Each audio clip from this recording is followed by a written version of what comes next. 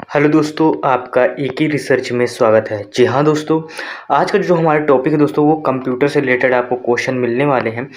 दोस्तों ये है कंप्यूटर के क्वेश्चन वो हैं जो दोस्तों दिल्ली पुलिस एग्ज़ाम में अभी तक पूछे गए हैं और उससे रिलेटेड क्वेश्चन रखे गए हैं जो एसएससी में पूछे गए क्वेश्चन हैं। तो दोस्तों दिल्ली पुलिस के हिसाब से ये वीडियो बनाया जा रहा है। अगर आप भी कोई किसी कंप्यूटर में एग्ज़ाम लगा हो तो उससे रिलेटेड आपके क्वेश्चन आंसर ये कंप्लीट हो सकते हैं। तो स्पेशली दोस्तों वैसे दिल्ली पुलिस के हम क्वेश्चन आंसर कराएंगे। इसमें से टोटलों की जो क्वेश्चन की जो संख्या है दोस्तों वो दोस्तों 160 क्वेश्चन है। हमारे टोटल 160 क्वेश्चन है। तो 160 क्वेश्चन में देखते हैं कितने हमारे क्वेश्चन हो पाते हैं। जितने क्वेश्चन होते हैं पार्ट 1 या 2 में हम आपको पूरा कंप्लीट करा देंगे। वीडियो अगर आपको अच्छा लगे तो प्लीज़ चैनल को लाइक शेयर सब्सक्राइब करना और ज़्यादा से ज़्यादा शेयर करना। शेयर उन लोगों के पास करना जो जिसकी इनकी दोस्तों ज़रूरत हो वीडियो की, जो दोस्तों दिल्ली पुलिस का एग्ज़ाम दे रहा हो। अगर आपको बेटर लगता है तो आप दूसरों के पास शेयर कर सकते हैं। तो चलिए बढ़ते हैं अब अपने क्वेश्चन की तरफ। इसमें से दोस्तों हमारा क्वेश्चन क्या आता है। इसमें से हमारा दोस्तों क्वेश्चन पूछा जा रहा है कि कंप्यूटर का आविष्कारक कौन था। आपके नीचे दिए गए ऑप्शन है वॉन यानी कि ल्यूमेन, जो एस्किल्बी, चार्ल्स बैबेज या इनमें से कोई नहीं। तो हम सबको पता है दोस्तों कंप्यूटर के जो जनक है दोस्तों चार्ल्स बैबेज ही हैं। फिर इसके बाद नेक्स्ट प्रश्न की तरफ बढ़ते हैं। दूसरा नंबर हमारा प्रश्न आता है। दूसरे नंबर प्रश्न में पूछा जा रहा है आपसे कि सबसे पहला कंप्यूटर का नाम क्या था। जी हाँ दोस्तों, जो सबसे पहला कंप्यूटर था उसका नाम क्या था। इसमें से दोस्तों आर्टरिस यानी कि एनिक, या फिर दोस्तों तांडे, या दोस्तों नोविला।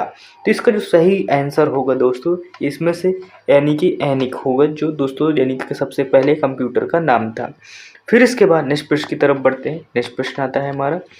नेक्स्ट प्रश्न तीसरा नंबर प्रश्न है, वेरी इंपॉर्टेंट प्रश्न है, इसको टिक मारिएगा कि आधुनिक कंप्यूटर की खोज सर्वप्रथम कब हुई थी। जी हाँ दोस्तों, यानी कि आधुनिक मॉडर्न जो कंप्यूटर बना था उसकी खोज कब हुई थी। 1949, 1951, 1946 या 1947। तो दोस्तों जो आधुनिक कंप्यूटर की खोज हुई थी वो दोस्तों 1946 में हुई थी। फिर इसके बाद नेक्स्ट प्रश्न की तरफ बढ़ते हैं, यानी कि फोर्थ नंबर प्रश्न आता है। फोर्थ नंबर प्रश्न में पूछा जा रहा है आपसे कि कंप्यूटर के क्षेत्र में महान क्रांति कब से आई। जो हाँ दोस्तों, जो कंप्यूटर के क्षेत्र में क्रांति आई, क्रांति मतलब ज़्यादा मात्रा में कंप्यूटर बनने लगे और बिकने लगे। 1977, 2000, 1955 या 1960। तो दोस्तों जो कंप्यूटर में महान क्रांति आई दोस्तों वो 1960 में आई थी।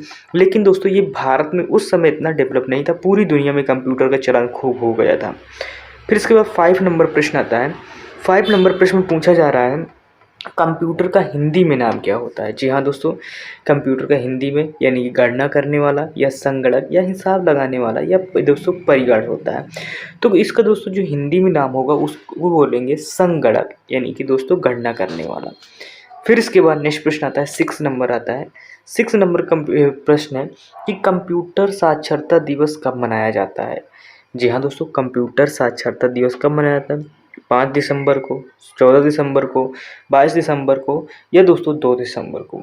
तो दोस्तों इसका जो सही आंसर होगा, जो कंप्यूटर साक्षरता दिवस मनाया जाता है वो 2 दिसंबर को मनाया जाता है। फिर इसके बाद नेक्स्ट प्रश्न आता है, 7 नंबर प्रश्न आता है। 7 नंबर प्रश्न में आपसे पूछा जा रहा है दोस्तों, क्या पूछ रहा है कि सीपीयू का पूर्ण रूप क्या है। जी हाँ दोस्तों, सेंट्रल प्रोसेसिंग यूनिट होता है या सेंट्रल प्रॉब्लम यूनिट होता है या सेंट्रल प्रोसेसिंग यूनिट होता है दोस्तों। तो दोस्तों जो सीपीयू का फुल फॉर्म होता है दोस्तों, इसका फुल फॉर्म है सेंट्रल यानी कि प्रोसेसिंग यूनिट होता है। फिर इसके बाद नेक्स्ट प्रश्न आता है, 8 नंबर प्रश्न आता है। 8 नंबर प्रश्न में आपसे क्या पूछ रहा है कि इनमें से कौन सर्च इंजन नहीं है। जी हाँ दोस्तों, इसमें से 3 सर्च इंजन है, एक सर्च इंजन नहीं है। गूगल, याहू या दोस्तों बैड्यू या फिर दोस्तों यानी कि वॉल्फर्म अल्फ़ा। जी हाँ दोस्तों, इसमें से कौन सही होगा। तो दोस्तों इसमें से जो वो वॉल्फॉर्म जो है दोस्तों यानी कि वॉल्फॉर्म अल्फ़ा है, ये दोस्तों सर्च इंजन नहीं है। बाकी दोस्तों गूगल, याहू और दोस्तों बैड्यू ये दोस्तों क्या कहते हैं, इसमें से सर्च इंजन में आते हैं। फिर इसके बाद दोस्तों 9th नंबर प्रश्न आता है। 9th नंबर प्रश्न में आपसे क्या पूछ रहा है, 9th में पूछ रहा है दोस्तों, इसमें से पूछा जा रहा है कि निम्न में से कौन इनपुट इकाई है। जी हाँ दोस्तों, माउस, कीबोर्ड, स्कैनर या इनमें से सभी। तो दोस्तों इनपुट इकाई कौन है, तो इसका जो सही ऑप्शन होगा ऑप्शन डी होगा दोस्तों। ये सारे दो यानी कि दोस्तों माउस आता है, कीबोर्ड आता है, स्कैनर आता है, ये दोस्तों सारे क्या है, एक इनपुट डिवाइस है। फिर इसके बाद नेक्स्ट प्रश्न की तरफ बढ़ते हैं। नेक्स्ट प्रश्न हमारा क्या आता है, 10 नंबर प्रश्न आता है हमारा दोस्तों। 10 नंबर प्रश्न क्या पूछ रहा है कि 1 किलो जी हाँ दोस्तों, 1 किलो बाइट यानी केबी कितने बाइट के बराबर होता है? 1024 बाइट के, 1024 मेगाबाइट के, 1024 गीगाबाइट के, या इनमें से कोई नहीं। आपको जब भी कभी ये क्वेश्चन आए तो आपको फंसाएगा दोस्तों इसमें से बाइट में, मेगाबाइट गीगाबाइट। तो दोस्तों 1 किलो बाइट यानी केबी पूछा गया, तो केबी से बड़ा दोस्तों बाइट होता है। तो केबी से बड़ा बाइट होगा तो दोस्तों यानी कि ये 1024 बाइट होगा। फिर इसके बाद दोस्तों आता है गीगाबाइट, फिर इसके बाद आता है मेगाबाइट। तो ऐसे याद रखिएगा सीरियल। फिर इसके बाद नेक्स्ट प्रश्न आता है, नेक्स्ट प्रश्न 11 नंबर प्रश्न आता है। 11 नंबर प्रश्न में आपसे क्या पूछ रहा है? इसमें से पूछा जा रहा है कि 1 मेगाबाइट यानी एमबी में कितने बाइट होते हैं? जी हाँ दोस्तों, ये बताना है। तो कितने बाइट होते हैं? यानी 1024 केबी होते हैं, 1024 एमबी होते हैं, 1024 जीबी या 1024 200 टेराबाइट, ये आपको बताना है। तो इसका जो सही आंसर होगा दोस्तों 1024 केबी होगा।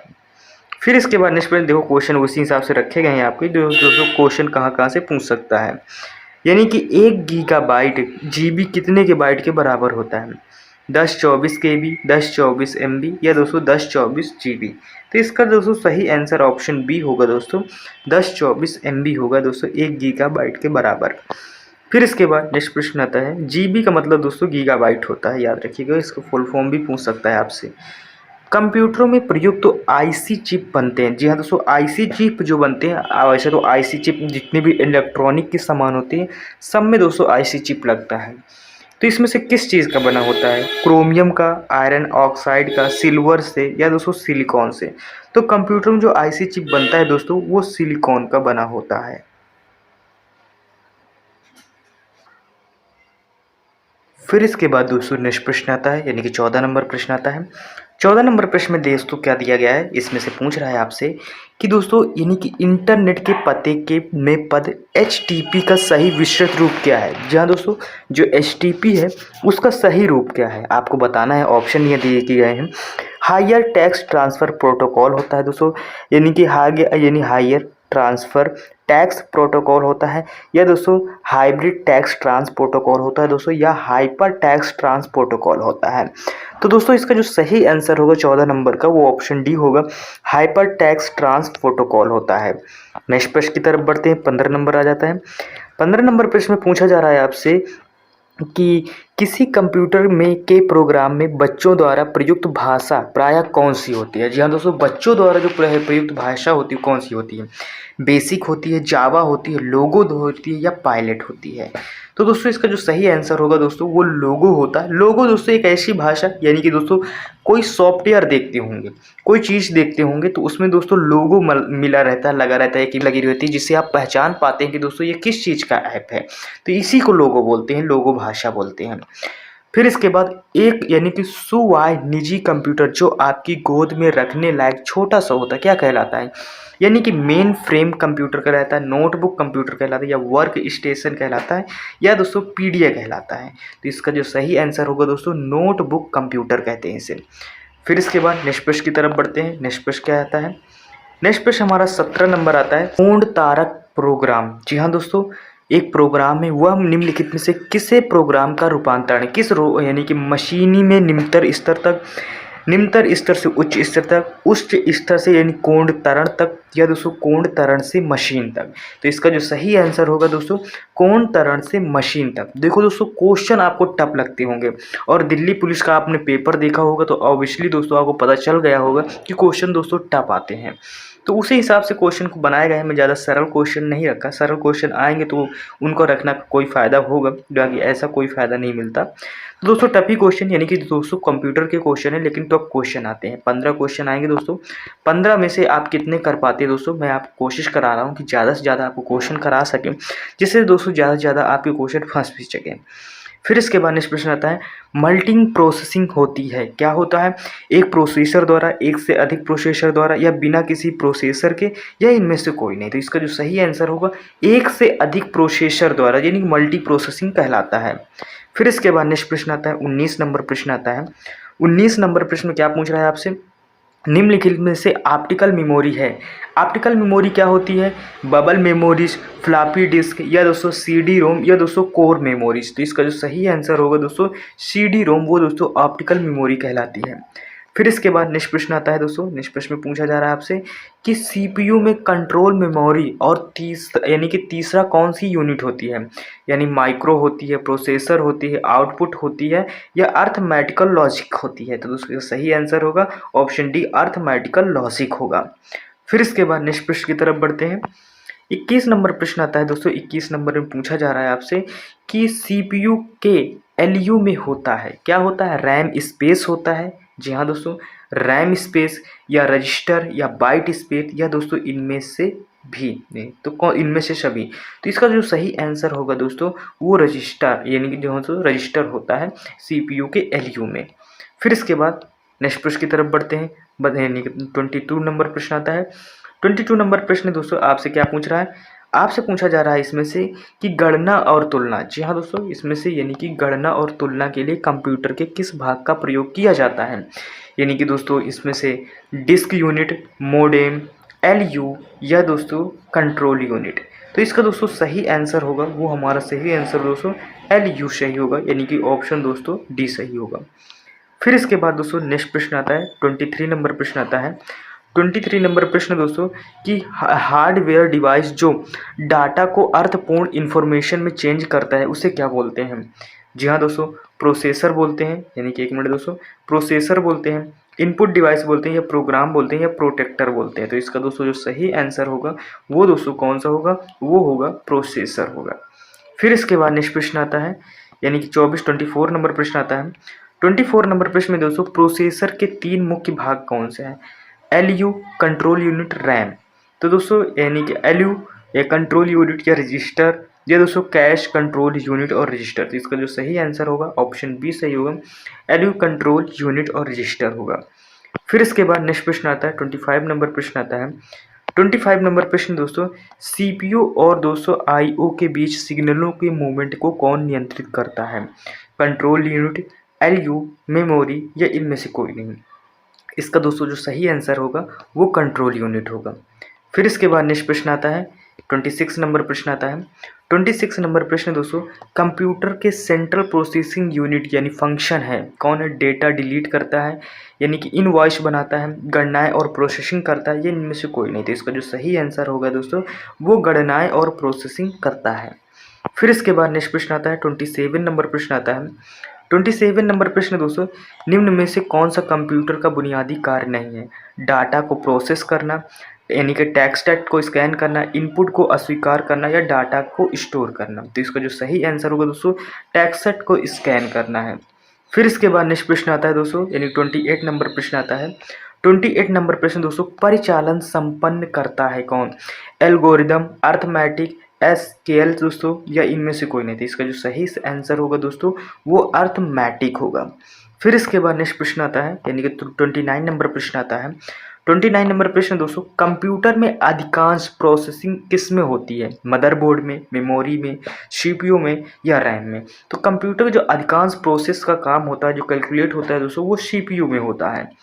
फिर इसके बाद नेक्स्ट प्रश्न आता है, 30 नंबर प्रश्न आता है। 30 नंबर प्रश्न में दोस्तों, यानी कंप्यूटर निम्नलिखित में से कौन सा कार्य नहीं करता, प्रोसेसिंग, अंडरस्टैंडिंग, यानी कि इनपुटिंग या आउटपुटिंग। तो आप सबको इसका आंसर पता होना चाहिए दोस्तों, अंडरस्टैंडिंग। समझदार कहाँ होता है कंप्यूटर, समझदार नहीं होता, उसे हम जो प्रोग्राम देते हैं, जो ऑर्डर देते हैं वही करता है, तो ये अंडरस्टैंडिंग नहीं आएगी।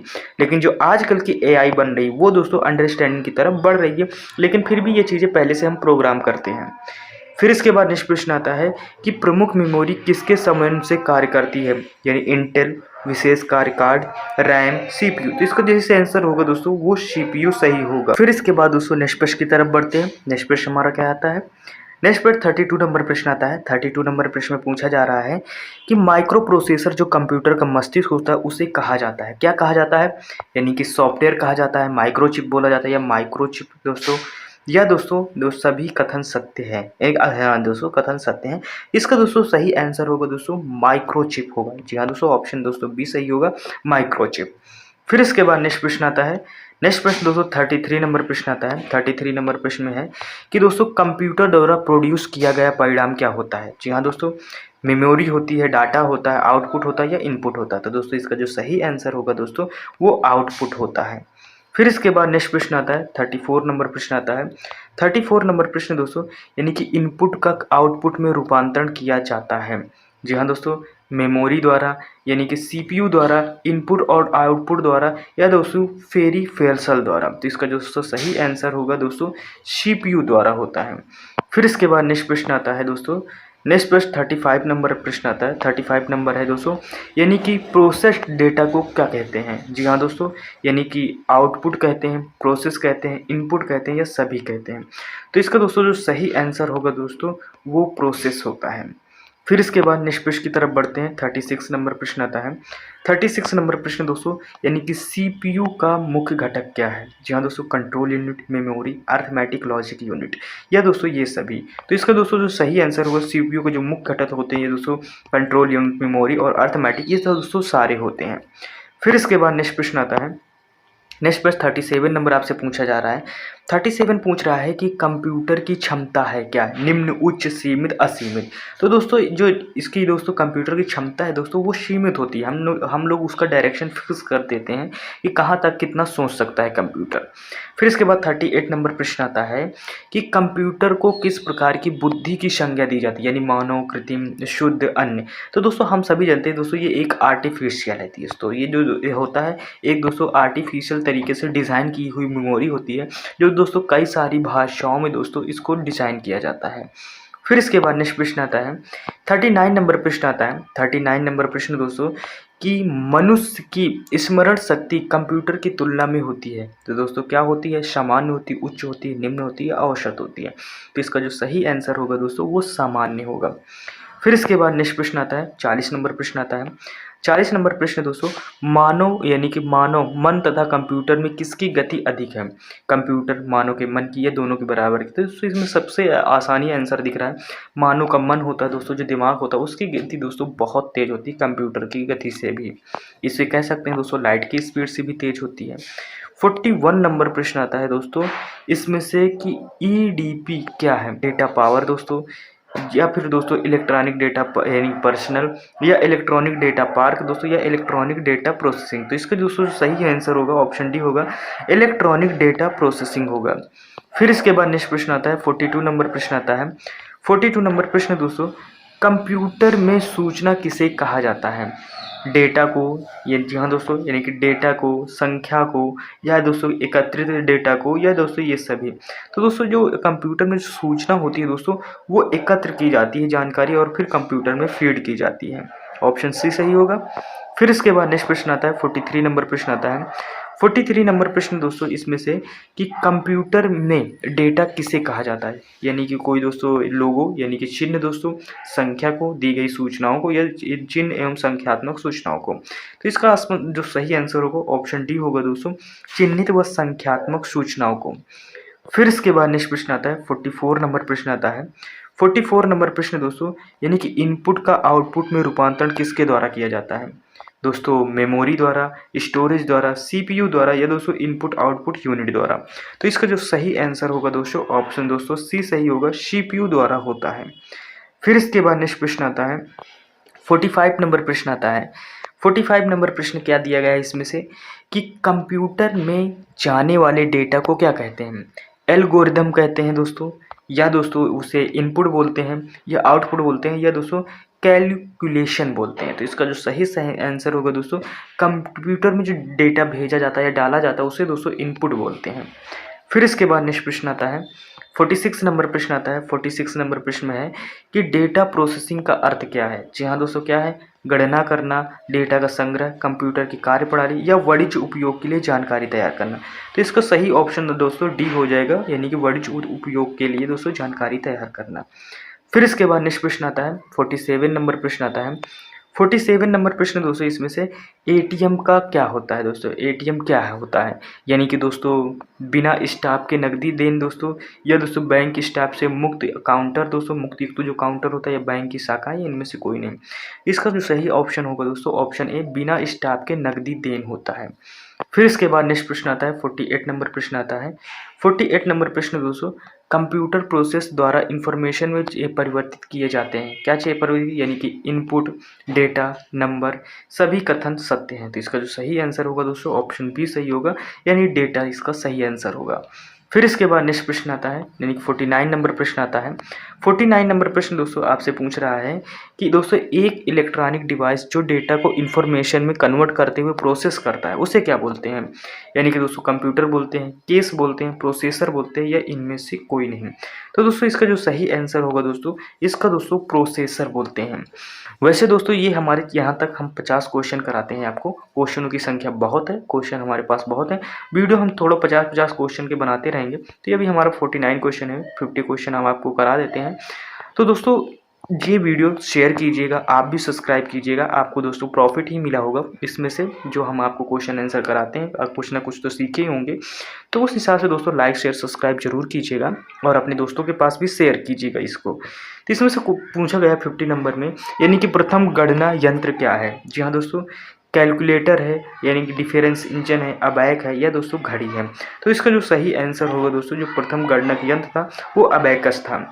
तो दोस्तों ये वीडियो आपको कैसा लगा कमेंट बॉक्स पर जरूर बताइएगा दोस्तों, और मिलते हैं नेक्स्ट वीडियो में। तब तक के लिए टेक केयर, बाय बाय, जय हिंद।